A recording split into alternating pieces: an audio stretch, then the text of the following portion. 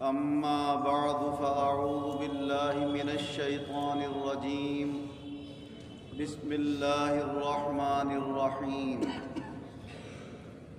والعصر إن الإنسان لفي خسر إلا الذين آمنوا وعملوا الصالحات وتواصوا بالحق وتواصوا بالصبر. اللہ تبارک و تعالی قرآن عظیم کی اس مبارک صورت میں ارشاد فرما رہا ہے کہ قسم ہے زمانے کی، بے شک سارے انسان گھاٹے میں سوائے ان کے جو ایمان لے آئے اور جنہوں نے نیک عمل کیے اور آپس میں ایک دوسرے کو حق کی وصیت کرتے رہے اور ایک دوسرے سے صبر کی بات کہتے رہے۔ اللہ تبارک و تعالی نے اس چھوٹی سی صورت میں انسان کی ساری حقیقت اس کے سامنے کھول دی کہ اے انسان، تو اگر کامیابی حاصل کر سکتا ہے تو وہ صرف ایمان کے ذریعے ملے گی، کامیابی حاصل کرے گا تو نیک اعمال کے ذریعے ملے گی۔ باقی تو کچھ بھی ہو جا، دولت میں کوئی مقام حاصل کر لے، عہدے میں کوئی اونچا رتبہ حاصل کر لے، خاندان اور قوم سے تو اپنے آپ کو جوڑ کر کہے کہ میں اونچے خاندان کا ہوں، میرا قبیلہ بہت شاندار ہے، فرمایا کچھ بھی ہو جا رہے گا گھاٹے میں۔ فائدے میں اگر آنا ہے تو بس سچے دل سے پڑھ لا الہ الا اللہ محمد الرسول اللہ، اور پھر اس کے ساتھ ساتھ جو نیک کام ہیں ان کو انجام دے، جو بری باتیں ہیں ان سے اپنے آپ کو دور رکھے اور حق پر چلنے کی ایک دوسرے کو وصیت کرتے رہے۔ اور حق کے اوپر قائم رہنا یہ ایمان والے کے لیے بہت لازم اور ضروری ہے۔ بعض مواقع ایسے آتے ہیں، بیٹے کا معاملہ آ جائے، بھائی کا معاملہ آ جائے، کہیں خاندان کی بات آ جائے تو اس وقت آدمی حق کے اوپر قائم رہے اور جو حق کے اوپر ہے اس کا ساتھ دے۔ اگر حق کے اوپر بھائی ہے تو بھائی کا تعاون کرے، لیکن اگر بھائی کا مقابلہ کسی غیر سے ہے اور وہاں غیر حق کے اوپر ہے تو پھر خاندان اور بھائی ہونے کے ناطے ناحق اپنے بھائی کا ساتھ نہ، وہاں پر یہ بات کہے کہ بھائی صحیح بات یہ ہے، چاہے میرا بھائی کیوں نہ ہو، میرا باپ کیوں نہ ہو، میرا بیٹا کیوں نہ ہو، میں کبھی غلط بات کا ساتھ نہیں دیتا ہوں، میں ہمیشہ صحیح بات کا ساتھ دیتا ہوں۔ تو ایسے شخص سے اللہ خوش ہوتا ہے، اللہ کے رسول صلی اللہ علیہ وسلم خوش ہوتے ہیں۔ حضرت عبداللہ ابن مسعود رضی اللہ عنہ روایت فرماتے ہیں کہ حضور صلی اللہ علیہ وسلم نے ارشاد فرمایا کہ جس نے اپنے کسی خاندان والے کی ناحق حمایت کی تو وہ ایسا ہے جیسے اونٹ کسی گڈھے میں گر جائے، اب اس کی دم پکڑ کے اسے کھینچ کے نکالا جا رہا، تو وہاں پر انسان کے لیے جو گڈھا ہے وہ جہنم کا گڑھا ہے، وہاں پر گرا ہوا ہے، اب تم کھینچ کر نکالنے کی کوشش کرو تو اس میں ذلت اور رسوائی بھی ہوگی۔ بھائی دم پکڑ کے کسی کی کھینچا جائے اور نکالا جائے وہ لٹکے ہوئے چوہے کی طرح، تو اس میں کیا عزت کی بات ہے؟ تو فرمایا جو ناحق کسی کی مدد کرتے ہیں اللہ کے یہاں وہ ذلیل اور رسوا ہوتے ہیں۔ حضرت ابو ہریرہ رضی اللہ عنہ روایت فرماتے ہیں کہ حضور صلی اللہ علیہ وسلم نے ارشاد فرمایا کہ جو شخص زمانہ جاہلیت کی طرح اپنے آباء و اجداد کے نام سے فخر ظاہر کرے، میرے باپ یہ تھے، میرے دادا یہ تھے، میرے پردادا یہ تھے، فرمایا کیا معلوم اس کے آباء و اجداد جہنم کے گڑھے میں، تو ان کا نام لے کر کہہ رہا ہے کہ میرے باپ یوں تھے اور دادا یوں تھے۔ فرمایا یہاں تو وہ اپنے خاندان اور اپنی قوم اور اپنے آباء و اجداد کے نام لے کر فخر دکھا رہا ہے، لیکن اللہ کے یہاں اس کا یہ حال ہے جیسے تم نے جنگل میں کھیت میں دیکھا ہوگا ایک کیڑا گندگی کا ڈھیر بنا کر اس کو لڑکاتا ہوا لے کے جاتا ہے ناک سے۔ فرمایا اللہ کے یہاں وہ اس گندے کیڑے سے بھی زیادہ ذلیل اور رسوا ہے۔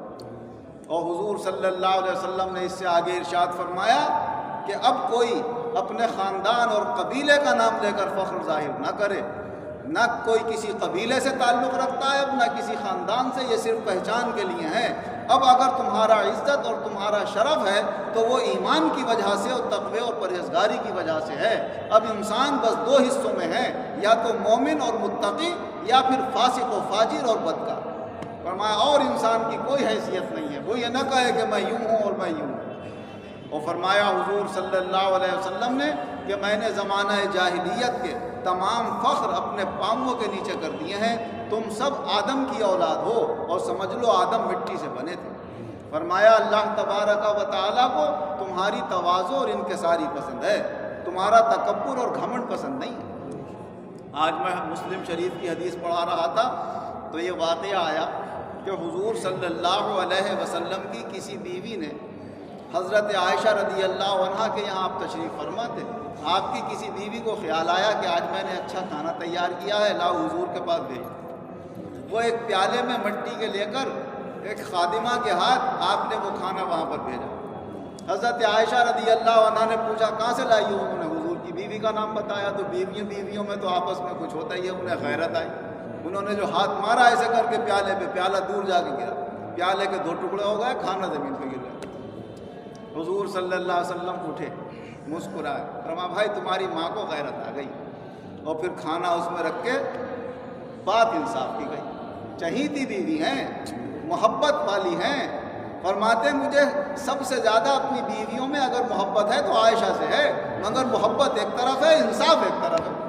فرمایا اب تمہیں کھانے کے بدلے میں کھانا دینا پڑے گا، اور پیالے کے بدلے میں پیالہ دینا پڑے گا۔ فرمایا ٹوٹا ہوا پیالہ اپنے گھر میں رکھو، جو تمہارا نیا پیالہ وہ ان کو دے اور بیوی کو بھیجو۔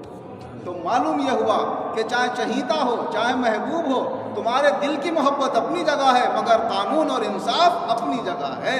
وہ حضور صلی اللہ علیہ وسلم نے ظاہر فرمایا۔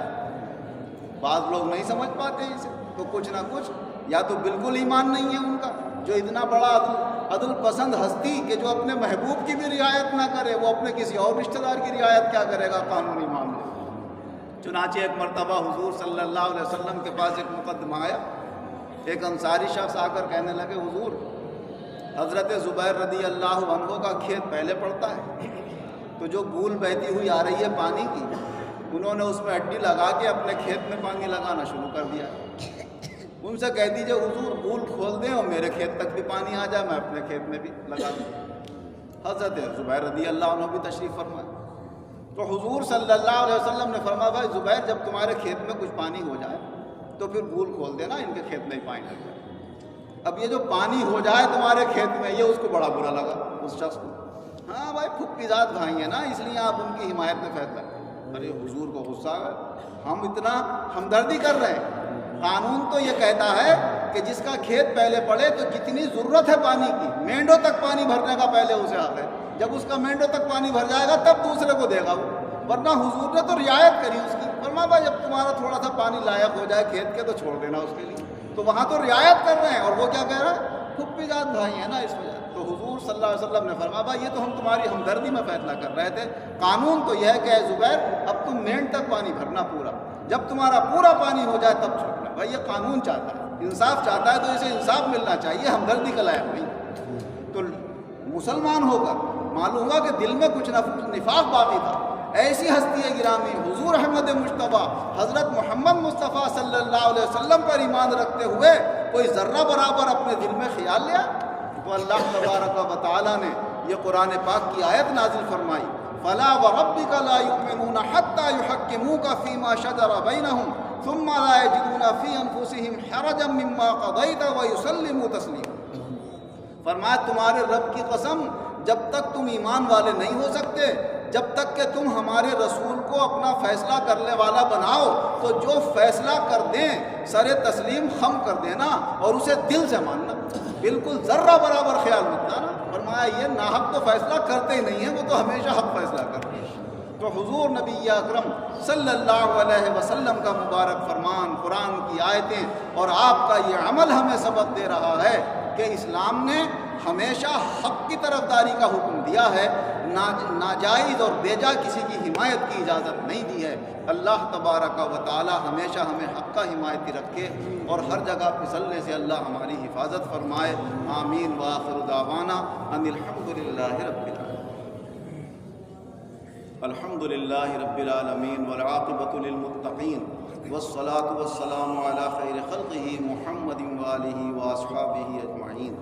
اے اللہ ہمارے گناہوں کو معاف فرما، آئندہ گناہوں سے بچنے کی توفیق عطا فرما، ہمارے ایمانوں میں مضبوطی پیدا فرما، نیک اعمال کی توفیق عطا فرما، برائیوں سے بچنے کی توفیق عطا فرما، جو بیمار ہیں انہیں شفا عطا فرما، جس کی جو پریشانی ہے اسے دور فرما، سب کو چین سکون اطمینان صحت سلامتی امن و عافیت ایمان و عزت اچھے اعمال اچھے عقائد عطا فرما، اچھے روزگار عطا فرما، آمدنی کے بہترین ذرائع عطا فرما، شکر گزاری کی توفیق عطا فرما، ترقی کے بعد تنزل سے ہماری حفاظت فرما، دونوں جہان میں ایمان اور عزت کے ساتھ ہم سب مسلمانوں کو شاندار کامیابی عطا فرما، اپنی سب مخلوق پر رحم و کرم فرما۔ آمین۔